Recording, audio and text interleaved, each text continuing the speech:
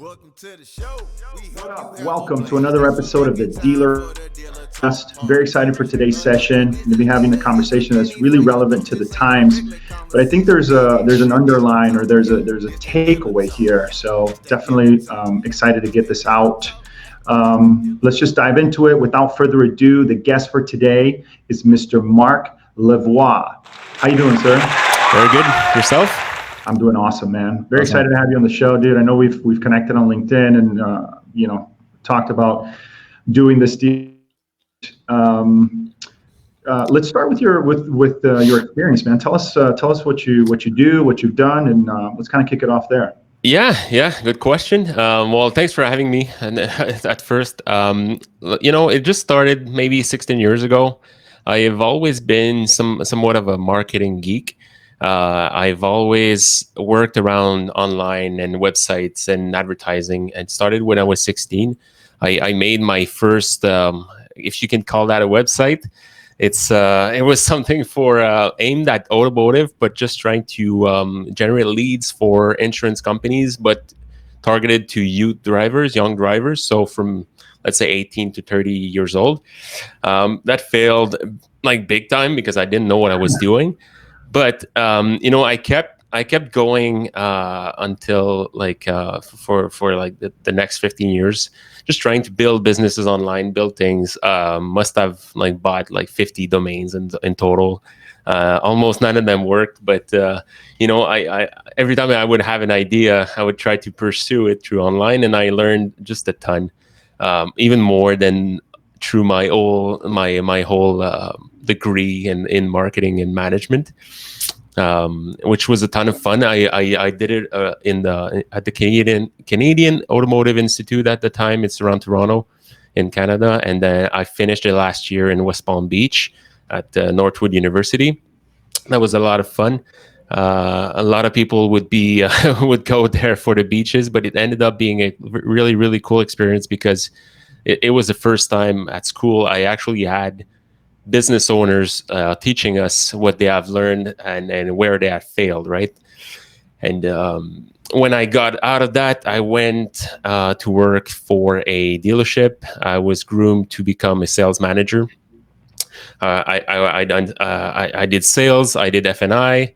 I ended up being promoted to manager, but I didn't like it so much. I didn't feel I was in my spot at the time on my X, if you can say that. And at the same time, I got offered like a super cool job at Audi USA. So I was 21 or 22 at the time, and they offered me to basically travel around North America, running around Audis. So it was pretty cool.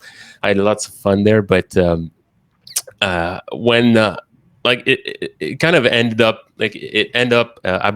abruptly.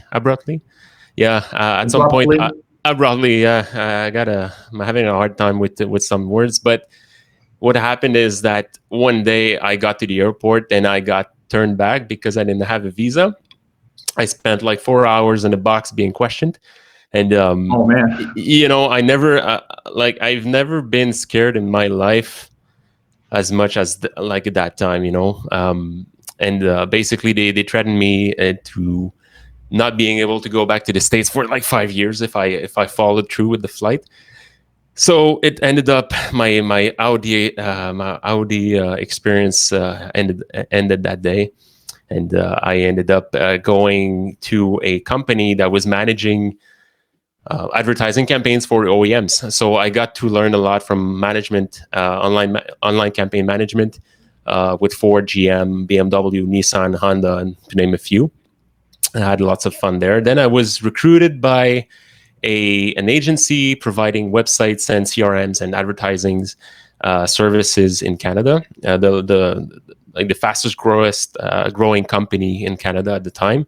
I learned a lot of stuff when I was back at that company. I stayed there for 6 years, but at some point, I felt like I was only helping one dealer at a time, and I was really looking to find a way to impact the automotive industry in a bigger way, in a bigger sense. Yeah. Because I saw where digital was going through e-commerce and pretty much every single aspect of our lives, right? So Yeah. and the automotive is so big, and so it makes it slow in a way, and it's not like in a bad way, but it is. But at the same time, what I really like is that when you're working with automotive, you can kind of see in the future, if it makes sense, from what's going on in other industries. And we're speaking today. We're right in the midst of the coronavirus pandemic, and it's like now everyone's kind of waking up and say, we got to sell cars online. We got to be able to interact with customers online. It's just a big slap in our faces because it's been like that for like 10 years, but we don't embrace it the way we should. And I think, knowing digital marketing for a while, I know it's not easy. It's not going to be easy for any dealer out there that's going to try to make a better business online, because the last piece of control they had with someone in their dealership, in their showroom, trying to interact with their customers, it's going to go away, because people are going to negotiate from their couch now. And it's going to be really it's going to be something else to actually control the deals in a better way, if it makes sense. So yeah, so let's talk about that for a second, because Yep. you bring up a couple good points. Obviously, the situation right now has everybody thinking about the future, and like you said, in a way Yep. that we probably should have been already, as an industry, ready for this to a certain degree, right? Because we should have, the ability to purchase online, that or to interact with customers digitally at the point of negotiation and at the point of them picking cars and all that stuff has really been around for a minute. Yep. But I think that the current situation is going to accelerate that, right? Because again, I feel like although I don't want to say the opportunities, but although the platforms, or the channels rather, have been there, like you said, I think that a lot of us in the industry, I don't know, we just we're not ready, and now everybody's rushing to get ready. And when you do things like that, there's just inevitably a lot of room for failure, a lot of room for doing things the wrong. Most importantly, my biggest opinion, and what I'm talking to a lot about with the dealers that I work with, is right now more than ever, you cannot afford to offer a bad experience, right? You just can't afford that, right? Because customers are very hesitant to even do business, right? So if you're going to set this up, you got to make sure that you set it up correctly. And it's not just putting the widgets on your websites and that sort of thing. It impacts the processes in your dealerships as well. So, kind of evolving, and let's kind of take it from there, and we'll see where it goes. Yeah, it's funny, because I think us in the industry, we're getting our ass kicked by other industry when it comes to online conversions, and we kind of have to face it, because in general, people just don't like dealerships. They hate dealing with dealers because many reasons. It's too bad, because there's a lot of good people out there, but customers can be pretty hard to work with at some point. And when I looked at how much a car dealership website is actually generating leads and funneling sales or deals to the actual team, it's I think it's mind-boggling, because the industry average is what, 1-2% of any traffic going to dealership websites is actually ended up being like a contactable asset for the dealership. And I've had the chance to work in many industries, and some industries we see 10, 15, 20, 25% conversions on on global websites. So why is it that we suck so bad at converting those people? And I think, through experience, if you want to convert, whether it's in person or online, and when I say conversion, it could be a conversion can be anything you want. It's just your goal. My conversion today was to talk to you, to get on this podcast, right? It was my conversion goal. And we've made it, so it's 100% conversion. Yeah. Success. Yeah, success. So like in a way, if you see it this way, then what should you be doing in person to convert your walk-in into a sale? The same thing happens online, and you can only do that by addressing the customer's concerns and questions. I see like so many dealers, so many websites, widget tools, chats, whatever. Okay, it's a lot of noise, but most of the time it's not helping because it's actually not helping any issues on the customer standpoint, Ooh, I and like it's not that. answering any questions. The moment you realize that doing digital marketing or online or like face-to-face sales, I mean, I think you're about to get a lot richer. I like that a lot, dude. Do you think so? And that brings me a question that I've been pondering as of late. Do you think that we overcomplicate things just in general in the industry? Like, for example, you brought up a good point. Like you talked about goals. Sometimes I feel like a lot of the things that we do is new shiny object syndrome. Oh yeah, that Yep. looks cool. Let's do it. Let's put it on the website or whatever. But we don't have a clear goal. And if we don't have a Yep. clear goal of what that widget is supposed to do, A, we're not going to implement it correctly, right? Yeah. And B, how can we measure its effectiveness? Do you think that that's kind of probably one of the downfalls of the current situation, and everybody just jumping to do it, but not really, setting up realistic goals? Yeah, I think it is. And honestly, between you and me and everyone that's watching, when I think about it, um, it's kind of the premise of what I built at Autobahn Academy, right? I left the agency and said, you know what? These dealers are spending like hundreds of thousands of dollars every year on advertising, on tools, on people, on training, and if they don't have the foundation and understand where they're going and why they're going where they're going, like everything else doesn't make sense. They should just shut off, like shut everything out, and just not do any like digital retail, if you will. Okay. Mm-hmm. So this is kind of what sparked me to, what, I'm gonna put 1 and 2 and 3 videos online, and I'm gonna explain why it's important and why it doesn't. And the problem is, I think if we take your example for the websites, or that we overcomplicate things, I think we show like 78 options to anyone that's coming on a website. Just try to understand what they like, and we're doing this, and we're doing promos and that kind of promos, and in this promo we got like 4 different like types of other promos on top of that. So like the general public gets confused. I think we overestimate how much patience and willpower these people have online, and it's just only gonna get worse because we're only getting used to everything goes really really fast. We get information really really fast, and in the end, I think it's like a simpler websites will convert better if you, instead of showing like everything you do like all the way, you just funnel them really really precisely in different areas, and then you show them something that's relevant to actually what they want. um, if it makes sense. I don't know if I'm being clear enough here. It's all clear in my head, but Yeah, no, it is. So let me chime in there yeah. for a second, right? Yeah. Because I've been talking about this as well, and that's the idea that your website is your digital dealership, so to speak. And I want to evolve that to, it's not, I mean, it is in a sense because your inventory is there, but more than that, it's your digital salesperson, right? Mm-hmm.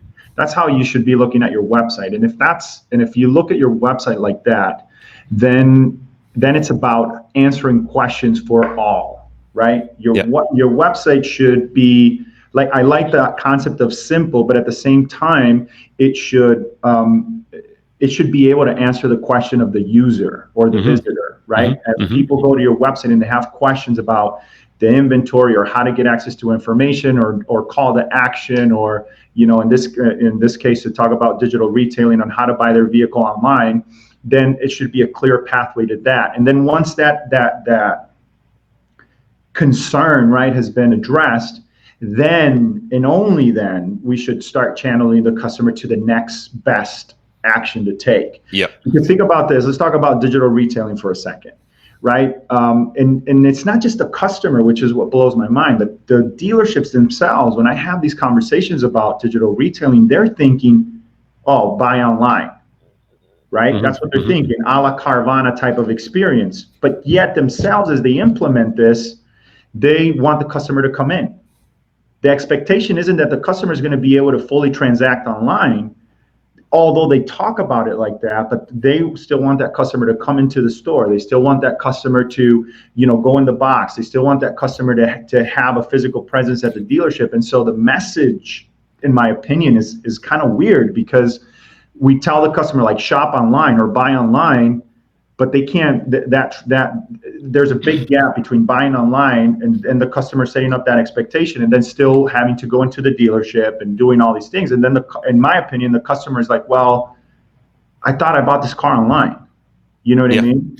And so I don't know. I mean, I think that there's a weird disconnect there. Now, if you do offer that experience where the customer can fully purchase that vehicle online, then that should be your message, and that's what you should be pushing, right?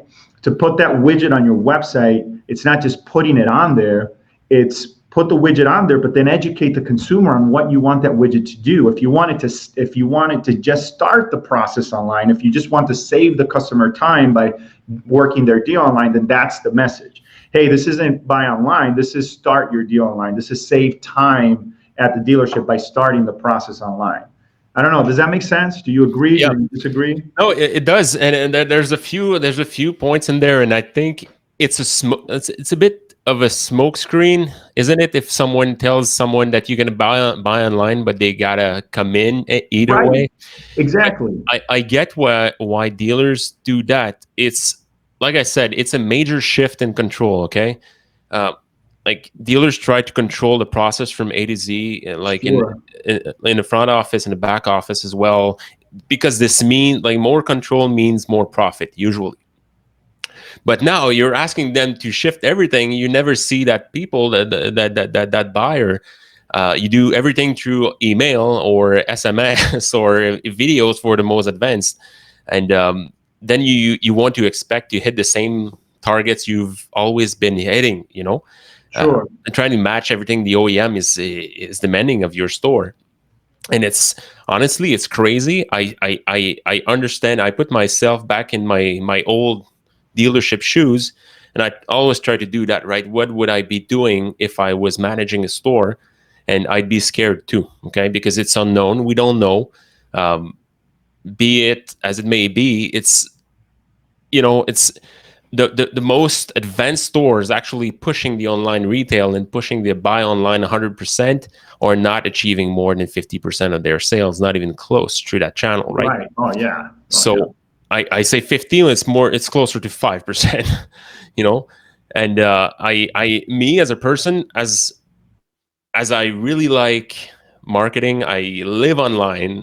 I bought my like last 5 cars like sight unseen online, but I'm not the typical buyer. If you want to go after the typical buyer, is where you'll find volume and sales. Being like shifting from the showroom to online 100% is a very scary thing. And sadly, from what I understand, I'm still learning in this space, right? I'm still learning how conversion and traffic works in a deeper way, but I consider myself as pretty decent in that field. And where I see dealerships pushing buy online now, filling the form like as a first call to action, they're shooting themselves in the foot so bad. Like, this is not the place to take someone who's actually could be shopping to buy the car now. You're in, like, let's deliver your car to your door right now. There's a time and place to actually like show people on the website that kind of call to action. It's I know this analogy is getting used a lot, but it's like if you went to a bar and saw the first girl you went to the first girl you saw and say, hey, let's get married. It might work if you end up like finding the crazy one in the bar. Right, there you go. Especially with that face. But like, seriously, like, you're most likely to get like a drink like splash in your face, or just tell to F off, right? And this is what's happening online. And keep in mind that girl in the bar was actually went in the bar to meet someone. People just go on dealership's website because they need a car. They already hate us. Like the majority of people hate us. They still come and see us because they really need a car, and they're willing to cope with that 3, 4, 5 hours of misery to drive in a new car. Wow, I am being general now because it's not misery at every store, but you get my point. Sure. Now, I see a lot of smart dealers pushing more of a specific offers, and these are the people that are going to win. Let's say in and out in 60 minutes, or they don't lie about the fact that they got to come in. I like that part of it. That's the way to do it, in my opinion. It's good. It's what people want. So I think there's a fine line, or like it's kind of a sweet spot in come in. Can you come in tonight or tomorrow at 2 p.m. and buy everything online? People are still confused, like on both places. You got to guide them, and if you do it the right way, bring value. And it's actually a lot of things you can automate, by the way, but that's for another day. But if you really do build value and bring something to the table that your neighbor is not doing, you gotta win big time. But don't make the mistake asking, like, the first question being, you want to buy online now today? I don't see how it's gonna work. Yeah, I like that a lot. I like the what you said about the messaging, and the dealers that are succeeding are the ones that have that goal identified, which is, not necessarily buy your car online, but more, save time, or, start the process, and that's the message. And that's the thing. They combine the widget with the message. So they educate their audience, or they educate the customer that's on their website of what it is that they want them to do. What's that action? Because, think about the experience for the customer. Like I was mentioning earlier, if they think that that's the process, but then they still have to go to the dealership, then they trust, and they feel confused. You know what I mean? Yep. You're better off telling them you can come in if you want. Exactly. Like try that and let me know how it goes, because then people feel they can choose, and then they'll be willing to actually come in, because there's a part to it that's still really relevant and fun.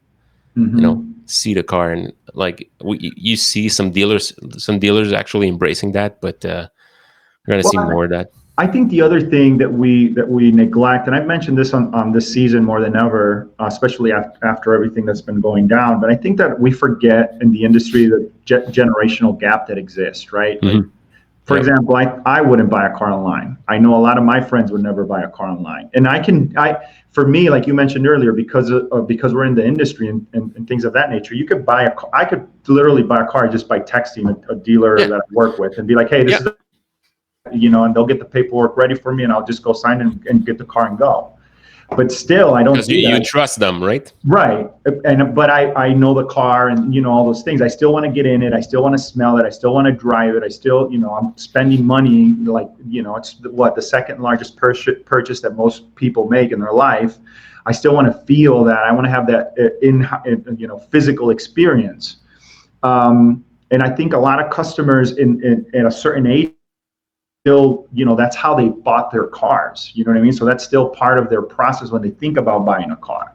Now, I think my kids would be more likely to purchase their vehicle online because they've grown up in the Amazon era, right? Everything, they just click and it comes to your house. You never see it. And if you don't like it, you can return it, sort of a deal. So I think that generation would be more likely to kind of transact that way. Not to say that there aren't people that would, I still feel that people that would, but a lot of us are still and drive the car, and they still want to have that in-house experience. They just don't want to wait 4 to 5 hours in the dealership to complete that transaction.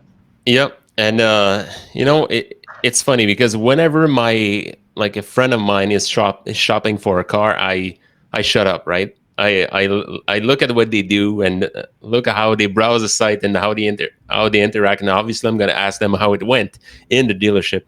And I'm 32, okay. I consider our generation to be able to buy cars online, whatever they want, like however they want to do it. But most of my friends are still like going in dealerships. And one of my friends actually bought a car recently, and he went like, he honestly didn't know, he had no clue what he wanted. Okay, so he went into like 8 dealerships, from Subaru to Volkswagen to, he ended up at Kia, and he really didn't know. But one thing that threw him off every time, whatever the brand was, is that game, salespeople must play in order to sell a car. And he's a savvy buyer. He's a savvy person. He just didn't know. He didn't have like a preference for anything really. It was not. It was a rational buy. It was not like a buying experience from his heart. And he got so sick at some point that he just left the dealership because they had to play games with the numbers and going back to the manager and the back and forth with like no transparency. So this is what threw him off when he actually like bought a car. But I was looking at how he bought, like how he was browsing websites, and it's funny because if the car was not in the inventory, let's say he went to Volkswagen and then he was looking for, like, let's say a GTI or a Tiguan. They listed their 17 Tiguans online, but he was looking for a black one and they didn't have one. So it's like, I remember that clear as day. I was in front of him and he said, "Oh, they don't have one. I'm going to go somewhere else." And I was like, "Don't you think they can actually get one?" And it just connected to everything I know from my past experience at the agency and the website building and everything. If you show a customer, like a potential customer of yours, you can get anything, especially as a dealership, because you pretty much can. It's going to help your conversion, and then you can manage to work the deal, whether it's face to face or online. You'd be surprised how perception works when it comes to customers. Mm-hmm. If you don't have that blue Ford Escape, well, he doesn't have it, so I'm not going to send a lead. Obviously, it kind of makes sense because you won't, like, there must be something in your customer's head that's preventing them to send a lead, to pick a black one and send a lead and say, "I want a blue one." Kind of, there's a clash. I don't know, getting deep in like technical stuff, but it's what makes differences online, and dealership will have to keep that in mind in the future months, because I think we're up for a shift. Yeah, no, I agree. And to kind of, what I was talking about earlier, I think that a lot of the times we're so concerned with getting that customer's information that we actually throw customers off the product. Mm-hmm. About the browsing experience, right? You're on an SRP of a vehicle, and what's the one thing that most dealers do? They route customers immediately to value their trade, right? Yep. With some sort of banner ad on top. Well, the customer hasn't even chosen a car, and you're already telling them to go do something else. Yep. So we interrupt that process, you know what I mean? And so, of course, the experience is, they don't know what to do. Am I supposed to pick a car? Do you it should be step by step. The first thing you want to choose a vehicle first. You know what I mean? Once they've chosen the vehicle and they're deep into looking at the specifics, now is the time to prompt them to do all these things. Yep. You know what I mean? So there's you just kind of find a way to actually help your consumer, because you, like, the challenge online is that you don't know what Mr. or Mrs. X right now browsing your site is actually looking for. Right. What's the issue? What's the itch they got to scratch? Or multiple itches they got to scratch, because it could be like a few things. Sure. Like, what's funny is that, let's say you let them browse your site on a new car, and you talk to them about trade before even getting information. You'll spark a question you might not want to spark in their mind. Oh, so how much do I owe on my car? Can I change? No. They lose track of what they wanted in the first place, and then they get like sidetracked to a problem. And this problem could be the wall between you and the sale. And if you don't try to manage to get the contact first and then break down every single issue one by one after that, like with assisting your customer, you're going to lose a lot of sales. For example, on my platform, I got hundreds of videos now, like training dealerships around like specific topics in all departments. I try not to pitch everything at once at one dealership. I got to find where they are having issues right now? Are they having issues around sales? Is that like where they seem like they think they're losing business, or is it service, or is it F&I, or is it, on internet? Because some people, they don't have it like like a marketing manager. Some GSMs or general managers, they want to understand why and how they hire agencies. This is the problem. This is the issue. This is where I should be putting my effort to reach them. Not say that I got like 1,000 things they don't need right now, but this is what the dealerships websites are doing. When you're coming in, it's like you had like 2 or 3 pop-ups and widget at the same time coming at you. It's like you walk into a showroom and 3 people attack you at first. Exactly. And they start the app in and say, we got service promotion, we got the noise change, we got, okay, but is anyone gonna ask me what I'm looking for today or not? I love that, dude. And I this love that. That's makes exactly it, man. That is exactly it. If you can imagine that in physical form, that's exactly what we're doing to customers digitally. Yep. And then we throw them off. You know what I mean? Because we don't allow them to, like you said, to address their primary concern. We just start assuming all these things, and we're just trying to get something, to put as much stuff out there so that we can get something in return. And it's very ineffective. Yeah, you have no clue how I'm dreaming of a dealership that's gonna be doing the first page gonna be, how can I help you? No cars, no promos. Okay, I would just do it for the stunt. If anyone wants to do it, I'll just do it. I'll because I've tried this in my business, and on specific like points, and I've learned so many things. Right? If you just think out of the box.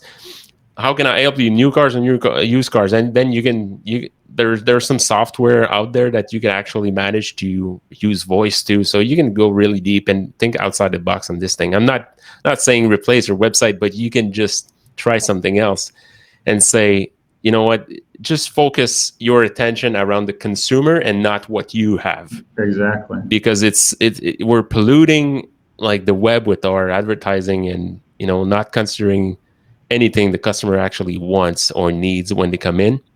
And I think it's sad. And this is why we had like a 1% conversion ratio.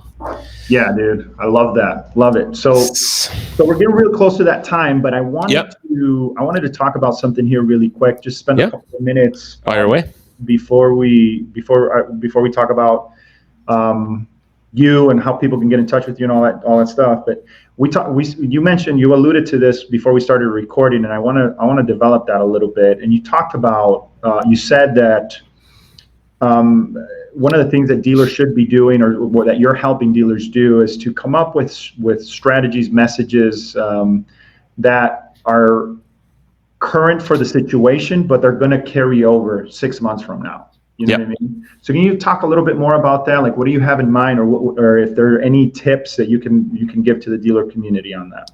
Yeah, I think that's very powerful, right? Because it's not just what's happening right now; it's how can you push that over into the future?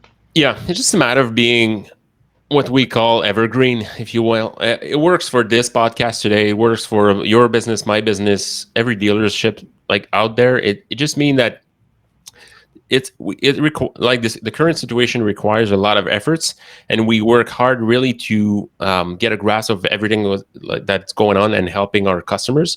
But this thing at some point is going to be over. And if let's say in our businesses, both of us, if we only speak about the COVID situation, everything's going to be irrelevant in a few months from now, maybe in a few, I don't know, half a year, maybe a year. And like the value will not be the same to anyone, like to any of our audience. Dealerships, the audience is buyers and their PMA. So I think it's good to have some kind of message around the COVID situation, but they must be thinking mid to long term, because we're like 3 months goes pretty fast. If you like, I think 3 months like goes like this, but it's just of a broader perspective, because I was convinced of that even before that situation, because dealerships tend to wait for the OEM programs to kind of interact or to act towards their PMA or their market, right? But they like very few of you guys do have some kind of a unique offer in your back pocket you can use at any time. because the OEM or the manufacturer will not always provide you with great programs. And I've heard that so many times, right? I would ask in a dealership, so how are the sales this month? So my are like the programs are crap. I'm like, okay, but what are you going to do about it? Because we're the 8th, and we still got 22 days left. So what's gonna happen? And then you're gonna wait. You're gonna hope they come, like they save you next month. This is not how dealerships should, to try to work their numbers, because it doesn't work. I've had the chance to meet with hundreds of dealers, and I've seen the best ones making it every other month are the ones that have a house or some kind of technique to overcome those programs, and they don't wait on them. They just kind of use them as bonus, if it makes sense.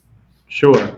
No, I like that a lot, because that makes total sense. I mean, we and just talking about digital retailing, for example, that's if you're implementing that, or if you're new to that during this situation, you got to make sure that you create that, not just the message, but the strategies and the processes to carry this over after the fact, right? Yeah.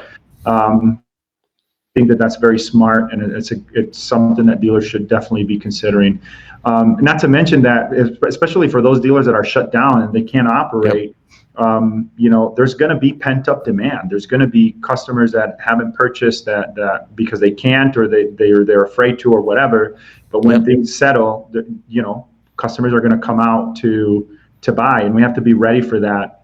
I'd be taking the time right now to kind of I'd be taking the time right now to clean house. You know what I mean? And I don't mean clean house in a bad way. I mean readjusting your strategies, making sure that you're ready for the future, and all these things, so that when that time comes, you can take advantage of the demand. You can take advantage of the situation. So there's it's right now is mandatory to set up systems, because when it's gonna hit, it's gonna hit the same way. It just stopped really quick, and I think maybe not for everyone, it's gonna go back to normal, or it's gonna peak maybe, because people are gonna come in for tire service at the same time. Where I live, they just opened the service base. Everything was pretty much closed, but now they're really, really busy.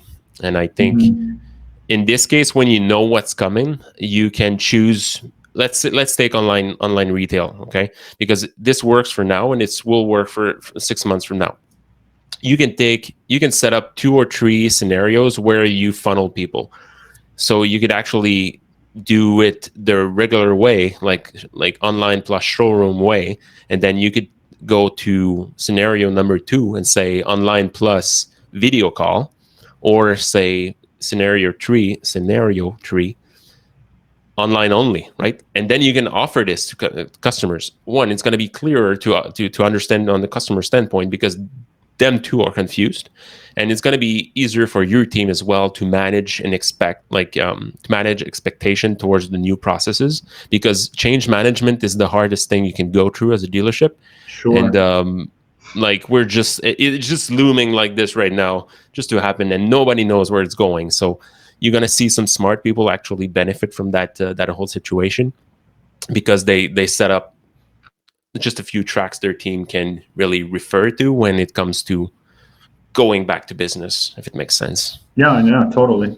Hey, man, dude, it's been awesome to have you on the show. Thank you so much. Thanks so much. Yeah, it's definitely relevant for what's going on, and I love that message of thinking about it in longer terms. I think that's very impactful and powerful. And to the dealer community out there listening, I really hope that message resonates, because it makes a lot of sense. I want to give you a minute. There's a question that I ask everybody that comes on the show, but before we get there, tell us a little bit about you, man, and what you do, Autobahn Academy. Tell people about it and how they can get in touch with you. How can you help them? Yeah, well, like I said, it started with I first created an online course to help general managers and dealership owners to understand what digital is. So it's quite timely right now. I'm pretty. I couldn't have. It was a good timing for me to create that, but I keep adding more stuff as it goes, and having the whole structure and the website to host every videos. I said, you know what? I kind of thought, why don't I get some more people on the platform that are better than me at other things? I was an FNI for a few months, but I can't teach anyone on FNI, right? So I got some FNI trainers. Same for sales, and it ends up being like a one-stop shop, if you want, for any dealership that's trying to get more online training, and it's quite timely, to be honest. But it's a lot of fun, and what I had some fun this week. I created the very first Smart Sale Bootcamp, which is basically a complete 8-week program where every day salespeople and sales manager get one mission to complete. It's the mission includes a video, an assessment, and there's a few things you can do around that. But it's meant to be taking someone from 0 to 100 in terms of how they can benefit from increasing their sales, especially with the online retail. Right on. And for people who want to get in touch with you and learn more, how can they do that? I use LinkedIn. I'm a big fan of LinkedIn, so you can find me on LinkedIn, Marc Lavoie, MarcLavoie. You can also visit my website as well, autobahnacademy.com. And you can find me pretty much anywhere online these days. But I live on LinkedIn much more than anywhere else. Right on. We'll definitely, as usual, we'll put everything in the show notes, folks. So if you want to get in touch and learn more, then definitely go there for some more information. Dude, this has been awesome, man. Thanks so much for doing this. I really appreciate it. Pleasure's mine. There is one question that I ask everybody that comes on the show, and that question is, where do you see the automotive industry headed in the next 5 years, and why? 5 years. I think it's going to be like the online retail is quite fun, but what I'm actually excited to see is what's going to happen with all those new companies and new manufacturers that are popping up. I will still include Tesla in this, but like from how fast they went to 0 to the reference in the electric market. But you'll see Lucid Motors, you'll see Rivian, and you'll see a handful of new companies actually coming onto the market. And I think it's going to be really, really interesting to see how the rookies or the new gang is going to impact the old gang, because there's a major shift. They come from another planet. It's not only electric, it's just that the whole business is built way differently.